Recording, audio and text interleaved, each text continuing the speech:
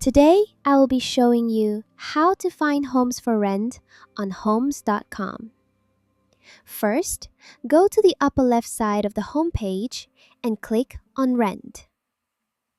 When you click on it, a drop-down menu will appear. From the drop-down, you can choose a specific rental type such as houses, townhouses, or apartments. For this tutorial, go ahead and select All Rentals. After clicking All Rentals, you will be redirected to a new page showing available rental listings. Next, you can click on the Filters option to customize your search. Here, you can adjust details such as price range, number of bedrooms, number of bathrooms, and many other preferences to better match what you're looking for. You may also click on the Recommended button.